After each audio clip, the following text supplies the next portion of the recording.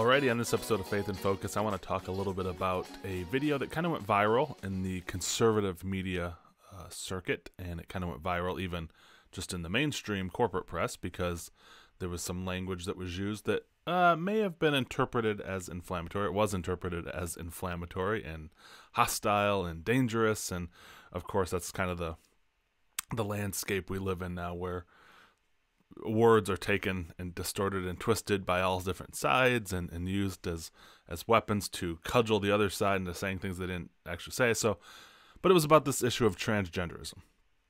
And so this is kind of a discussion that's going on, obviously, in our culture right now, in the political landscape. So politics is overlapping with culture, which is overlapping with media and news and religion and everything. I mean, education, it's sort of infused everything. And infected everything if you're anti the trans agenda, and it's been maybe promoted into all these different, and it's been highlighted in this issue that needed to be highlighted maybe if you're pro transgenderism. So, but there was this quote that came out, and we'll play it in just here in a second, but from Michael Knowles from the Daily Wire, and it was taken out of context. And if you want to be most generous, it was taken out of context. Again, I think probably the tactics that is more often used in these situations is they are purposely being misinterpreted. And in both sides, all sides do this. Everyone is doing this. So I really kind of want to talk a little bit about that and some underlying truths and facts about what this movement means, what this means for Christianity, and kind of the movement that's happening within, yes, conservatism, yes, politics, but obviously we, all of us ought to be Christians first if we're part of the church, and we claim the name of Christ. We ought to be Christians first. Now that doesn't negate politics, and it doesn't negate being involved in the culture and in the world and all that kind of stuff. Obviously, we live in the world, and we want to try to fight back against evil as much as possible. That's one of the things that we believe as Christians that we are supposed to do. It's not the primary thing maybe that we're supposed to do. The primary thing, as addressed in an earlier episode, is to preach the gospel and to fulfill the Great Commission, to disciple people. That is primarily how we are supposed to fight back, and if we want to say save the country or save the culture that we're in. I think that's first and foremost what we're called to do. However, that doesn't negate the other. We can walk and chew gum at the same time, but we definitely want to prioritize the gospel. And that being said, prioritizing the gospel, I think, is if we keep that front and center in our mind when we think of this transgender issue, and we can hopefully bring to light how you and I should behave and respond to everything that's going on around us. And so let me go ahead. I'll just go and I will play the clip that he that he was quoted as saying. You can kind of hear what he says, and we'll listen to it together. So here it is. Can be no middle way in dealing with transgenderism. It is all or nothing. If transgenderism is true, if men really can become women, then it's true for everybody of all ages. If transgenderism is false, as it is, if men really can't become women, as they cannot, then it's false for everybody too. And if it's false, then we should not indulge it, especially since that indulgence requires taking away the rights and customs of so many people. If it is false, then for the good of society, and especially for the good of the poor people who have fallen prey to this confusion, transgenderism must be eradicated from public life entirely. The whole preposterous ideology at every... So, of course, he says at every level there. I kind of got cut off. But, so that created a stir. Transgenderism needs to be eradicated. And that's kind of what got latched onto in the quote. So people were saying that, conservative speaker, and I mean, it went all the way up to the White House press secretary said, a conservative speaker said that transgender people should be eradicated and all this kind of stuff. So that's how it was kind of being reported, was that transgender people must be eradicated. Which in that in and of itself, and this is not just one side that does this, I think we all kind of do this, we associate ourselves with an ideology. in the ism of transgenderism or socialism or capitalism or whatever ideology you want to attach to that. We attach ourselves so much so that we feel any attack or criticism of that ideology is an attack on an individual. So that's one of the things that's at the root, I think, of why people either, if you want to be the most generous, they misunderstood or they just didn't hear. Their own biases probably got in the way. They hear eradicate transgenderism, which if we wanted to steelman their argument a little bit, you can kind of understand how one might think that. Imagine, we were talking about this on a show that I do on Tuesdays and Thursdays. It's called Daily Wire Friends, a group of us on the internet. We get together and we live stream and we talk about kind of more political things. Less, it's obviously not as religious, although some of us are religious people, so we'll put our views forward. But we were talking about this a little bit on our last episode. And so I said, if you kind of want to steelman and really strengthen the argument of how people could have taken offense at that, imagine if someone was to say, we need to eradicate Judaism from America. Well, that would definitely sound horrifying. It's like, well, how do you eradicate Judaism? Judaism is a belief system that Jews have. I mean, it's not just ethnic Jews. I mean, other people can convert to Judaism, but it's primarily ethnic Jews. It is a religion. It's an ideology that they hold to, and we want to eradicate Judaism from the country. Well, those ideologies, those belief systems are held by people, right? People hold those ideologies. So unless we are going to force people to abandon that ideology, we're going to use tyranny to force you to change your belief system. We're going to beat this ideology out of you through punishment and coercion and propaganda and whatever it might be. That's one thing. Or we're just going to get rid of the people. Any people who espouse this ideology, we are going to get rid of them. So, all right, well, so you could see how somebody might be a little nervous. Well, you're going to eradicate transgenderism? How do you do that? Okay, well, there are a couple different distinctions, I think. Some ideologies are compatible with a flourishing society. Some ideologies are not compatible with a flourishing society. So when we say we want to eradicate Judaism, that sounds dangerous because it's like, well, what are we going to do? We're going to stamp out the people that think that kind of thing. What are we going to do? We're going to put them in prison.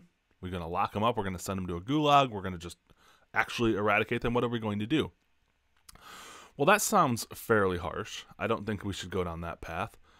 But that's because Judaism is not incompatible with a flourishing society. I mean, that was a case that, Hitler might make, that it's not okay, our society, our German empire cannot rule if Judaism is around, but Judaism is not incompatible with America. But there are certain isms that would be. And I use the example, cannibalism is a belief that it's okay to eat people. That isn't acceptable in America. So maybe the right word we wouldn't say we have eradicated cannibalism in America because it never really was a part of American society. We would say we never allowed it to take root and to flourish and stuff, so we never had to eradicate it from the root. Right, so that's what one of the things Michael Knowles was saying. We need to right down to the root. We need to uproot this ideology. But cannibalism is an ism. It is a belief system that is not allowed in America. And we do stamp out that ideology by, yes, we teach against it. We have laws against it. We segregate people who might commit it. We will, especially if they have to kill somebody to get the dead body, we will separate those people. We will stigmatize it. We will label it as deviant, just as a culture. Cannibalism is not allowed. And if it started to become allowed, it wouldn't be controversial to say we have to eradicate cannibalism from our society, because we would recognize, okay, we're talking about an ideology that is damaging to culture. So there's a lot of isms. You could make the case materialism, the idea that we are just material beings. We are just flesh and bones. There's no soul, there's no spirit, there's no immaterial part of us. We literally are just flesh and bone, chemicals, meat sacks, however you might want to say it. Materialism is an ideology. Is that incompatible with America? Well, it doesn't necessarily seem to be, although I think we're trying to figure that stuff out. Certainly America, people will say America was not founded as a Christian nation. Well, it certainly wasn't founded as a secular nation. Secularism was not an ideology that founded this country. Materialism was not an ideology that founded this country. It was a Judeo-Christianism type, some kind of theism or deism. There was a God idea at the founding of our nation. And, of course, because most of it was Christian, it was mostly Christian, or primarily Christian. Atheism was not compatible at the founding, but that doesn't necessarily mean it can't be. There are people who are atheist and materialist, and they can fit in just fine, but it's usually because they're assuming, if you are a materialist who assumes at least the axioms of the country, the first premises that make up our country, that we are endowed by our Creator, we are created with certain inalienable rights. We might disagree with how we are created with those rights. A materialist might say we believe that those rights exist and that they predate the government, and that the government is just there to secure them and protect them, and they are ours by right of evolution. Whatever they might say, we are created by evolution and natural selection, to however they might in their ideology rationalize that.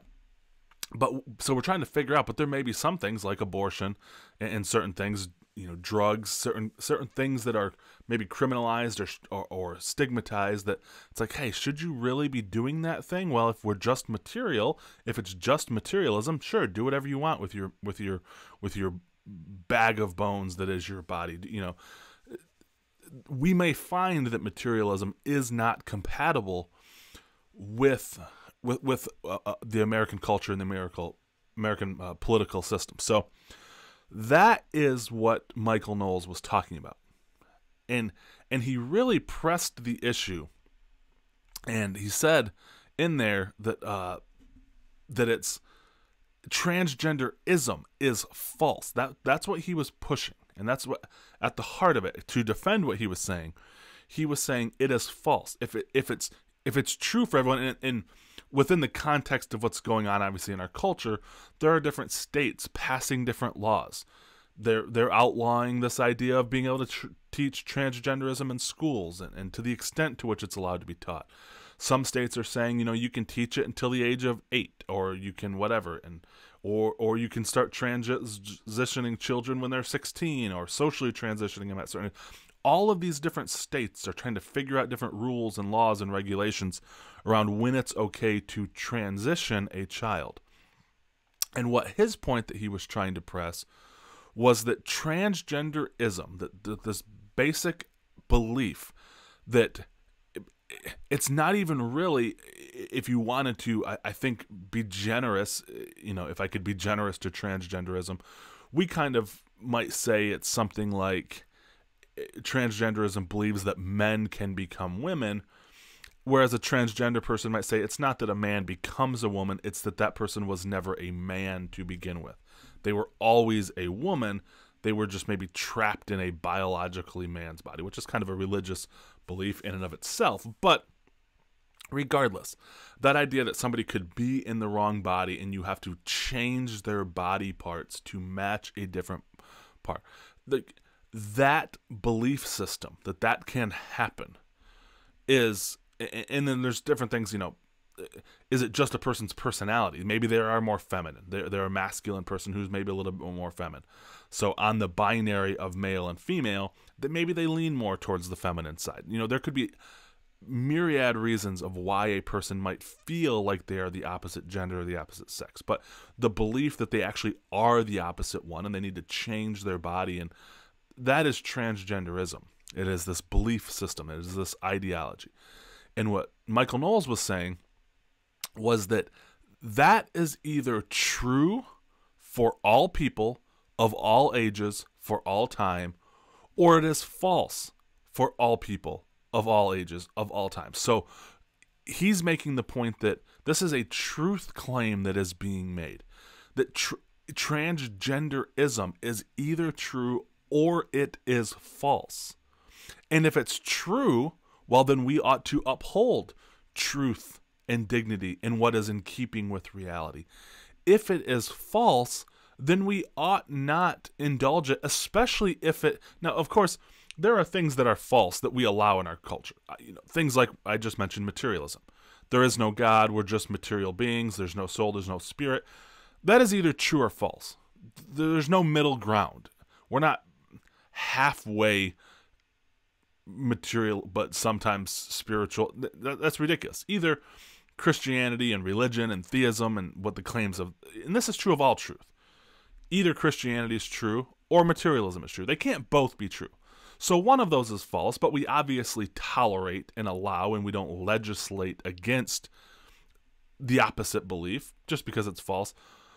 But the point being, if it's false and it's not in keeping with reality, and it is damaging to people and damaging to society and is not conducive to a flourishing society, that would be why we allow secularism or materialism, even if we might say, hey, we're more of a theistic nation, but we're going to allow this because it's not damaging anyone, it's not hurting anyone. Cannibalism is not that way. Cannibalism, either it is morally acceptable to eat human flesh, or it's morally unacceptable. If we're just all meat puppets, maybe it doesn't matter. If God exists, he probably has something to say about whether we can eat human flesh or not. So all of these things, there could be things that are false that we allow, because that's part of what freedom is. God allows people to do and say things that are not true. He doesn't stop them. So there's this element of freedom that we have to entertain, but it's when it becomes so destructive and devastating that then we have to say, okay, hold on, what is in keeping with reality? And so there's another part of this discussion that has been brought to the forefront, and it's dividing people. It's dividing Christians. It's dividing conservative people. Even people on the more left side of things are divided over how to handle people who are using this kind of language. And so this language of eradicating transgenderism is inflammatory. I don't know that necessarily Michael Knowles knew that they were going to twist it and say that he was eradicating people, but he definitely knew that that was going to be interpreted as we are coming for the whole ideology. We're not going to compromise and allow laws to say people can do this at certain ages and whatever. We're coming after the whole thing. We're taking the whole thing down. So very, I don't want to say necessarily inflammatory, but I mean, that was the result. And it's a very bold point to make, very abrasive. And, you know, another person within the conservative circle is Matt Walsh. He is very harsh, and I didn't clip any parts of his from his show, but he's he's been at the forefront of this, you know, talking to legislators, getting laws passed in certain states, and really being harsh and calling out people and proponents and activists of this transgender ideology. And there have been a lot of people, I mean, of course, the people on the opposite side of the spectrum they're appalled at the things that he says and how he says them, but there are people even within the conservative side of things that are saying, you know, this language is too inflammatory, it's too harsh, you're bullying, you're whatever, you know. And he's defended himself by saying, listen, somebody has to be the person who's at the front of this. Somebody has to be, you know, pushing this agenda. If we want to reclaim this ground, if conservatives want to reclaim this ground that has been lost to transgenderism and the transgender ideology, then somebody has to be breaking those doors down. It may not be pleasant. You may not like the person who's doing that, but that's what he's doing. And so he's defended himself that way. But people are still torn about how we should go about disgusting. And it's not just transgenderism that happens to be the issue at the forefront right now, but you can extend this out to everything that conservatives, or if you want to say even more specifically, Christians may say, this is not okay. We shouldn't allow this. We shouldn't tolerate this. Sexual sins and all this kind of stuff. The homosexuality and all that kind of stuff. What should the Christian response be? And should conservatives allow gay marriage and everything? So there has to be somebody, and how I look at it, this is kind of an illustration that I think of in my mind. I think in the criminal justice system, if you've got somebody who's doing something that is bad for society, let's call it a crime. I'm not saying that, homosexuality or transgenderism, although it's not a crime, but it is a crime at some situations and in some states and stuff like that. But just in general, if a person is committing a crime and the justice system has to get involved, you're going to have there may be a SWAT team that busts down the door, comes in screaming with guns. I mean, very violent. They're not taking it easy on the person who's they are saying this is a serious offense that has happened. We're not taking any chances. We're going to be harsh. We may be inflammatory. We may use language that's not good. We may scream. We may whatever. That's one part of the justice system, and that doesn't look pretty. Nobody likes to look at that, but that's part of the system. And so when people say, well, why don't we just send like counselors and therapists to do the work of cops? It's like, well, that's not going to get the job done. That's not going to be good. However, there are people, therapists, psychologists, that are part of the justice system. There are public defenders. The same person who may have had their door kicked in, that got tased by the cops and taken down violently and handcuffed and threw. That's a very violent encounter with the justice system, but we wouldn't expect the public defender to be that way. We wouldn't expect the judge to be that way. We wouldn't expect the jurors to be that way. There are different people in that process who respond to the offender in different ways. And Matt Walsh and others have said this. Hey, listen, everyone doesn't have to be like me, but don't stop me from being me. So in the illustration I just used, not everyone has to be a SWAT team member, but don't stop the SWAT team members from being the SWAT team. So my problem is that we as Christians specifically, whether you're conservative or not, if you're Christian, we have a certain obligation to respond in certain ways. Now, it may be that God is calling you to be more of maybe a prophet is a good biblical way to say it. I mean, the way that Matt Walsh and Michael Knowles speak, it's not that different. Read the Old Testament prophets. They were very harsh. John the Baptist, you brood of vipers, who is going to save you? The axe is at the root. You're going to be cut down. You're going to be eradicated. Very harsh, inflammatory language, and they got punished and brutalized for it. But not everyone is called to be that person. And so I think that the danger is that we as Christians, or if you're just maybe conservative Christian or whatever it might be, we might see people that are the prophets and want to stop them and tear them down and say, you can't be talking like that. That's not nice. That's not showing the love of Christ, whatever. Or we may be tempted to just emulate them because they're the ones on TV. They're the ones on the camera. They're the ones getting the clicks. They're the ones. And we might desire a certain level of fame. So we're going to say, well, what was good for the goose is good for the gander. If Matt Walsh acted that way, I'm going to act that way.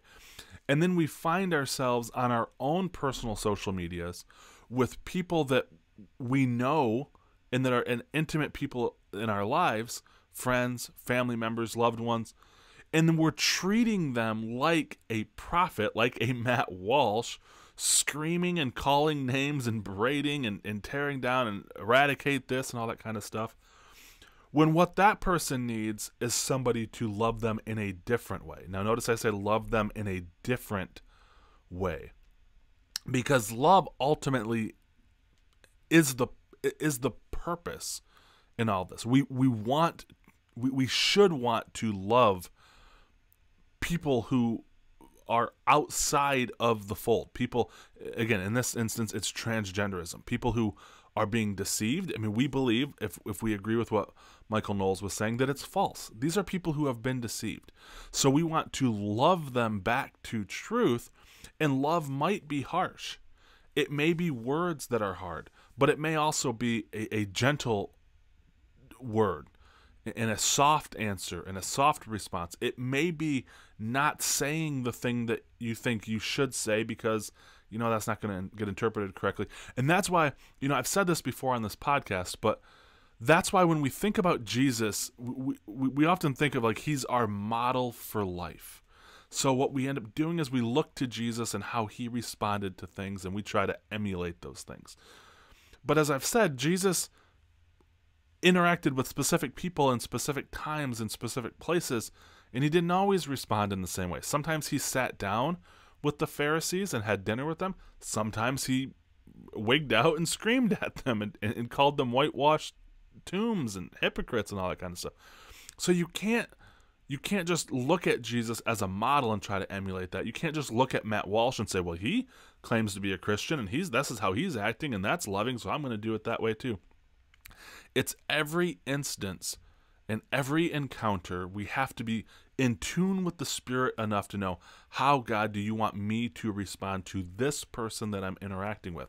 And it may be with a more harsh tone and a harsh way of dealing with them, but it may be a more gentle way. So I think that we err when we say, well, this is how we should always respond to this certain kind of ideology, and we need to, you know, blow the trumpet and rah, rah, rah. I mean, that to me seems foolish. Now, having said that, I do believe that when we're called on as Christians, we are called to speak the truth in love. Okay, so there's those two components. You've got somebody who may be speaking the truth in a very harsh way, and they're saying, but their motivation is, hey, I love you, and if I have to yell and bang the drums to get your attention, that's what I will do. I mean, again, God does this thing. Some of the harsh things that God does is to get people's attention. It hurts, and it's scary, but he's trying to get the attention. Why? Because I love you, and I want to have a relationship with you. So that may be a part of it. I am speaking the truth. There may be an element to where the softer touch is needed, and this is kind of the more of that love aspect. If you want to view these two things as separate, I don't think they're necessarily separate, but if you want to view it that way. But I do believe that we as Christians are obligated to, we can't lie and say that we're lying in love. The speaking or behaving in accordance with truth is the dominant article in that speak the truth in love. In love is a modifier of how we are to speak the truth. So I would encourage you, it is not loving if you are lying to people, if you're indulging fantasies. So, and this is difficult because when it comes down to face-to-face interactions with people that we know and we love and we care about, how do you interact with people when they're living in a fantasy, when they're living in a lie? You know, transgenderism, as Knowles said, is a lie. If it is false, which it is a lie. It's a lie for all people. And so I think that we have to first and foremost understand that if it's not true, it's not true. We can't indulge this fantasy. We have to speak the truth, and that might be figuring out how to deal with people who want to have different pronouns spoken, trying to navigate that water. But the truth has to be spoken first and foremost, and in love, in the context of a loving relationship. So again, Matt Walsh, because he's just speaking broadly, he's just speaking truth. He's not dealing with individuals. If he's dealing with an individual, he may deal with them a little bit more gently. He will still speak truth, but he may deal with them. He's not talking to just a camera at that point. And when you're talking with individuals, you're not just talking to a camera, you're talking to an individual. But that still has to be rooted in truth. So, I mean, I say all that, and I know it's kind of aimless and wandering and meandering at certain points, but I say all that to say we see certain people, and like Knowles, who's saying eradicate transgenderism. Transgenderism, if it's false, it's false. And if it's false and it's damaging, we have to understand that our government may have to do something about that. And so we're obligated to play a role in that and to dialogue with that. But first and foremost, we're called to preach the gospel and to not do anything that would hinder the gospel, but we still have to always speak truth. We're obligated to speak truth. So, I mean, all that to say, this is an ideology that we have to deal with. It's just part of the world. The world is a fallen place. This is not the first time a false ideology has cropped up and has reared its head against truth, but we are still obligated to be ambassadors and ministers of truth. But we have to do that in a loving way, whatever that might look like. It may look like not necessarily sharing a clip from a certain conservative person, even though you're like, yeah, I agree with that, but it may not. It may just be holding back. It may be speaking the truth like a prophet and like a Matt Walsh, but it may be being more gentle, but always in the context of truth and in the context of a loving relationship. So that's what I have for you today. I hope you enjoyed it, and we'll see you next time. While Faith in Focus is a ministry of mine as a missionary with InFaith, the views and opinions expressed, believed, or lived out by myself or those appearing in this podcast do not necessarily reflect the position, beliefs, or opinions of InFaith as a mission.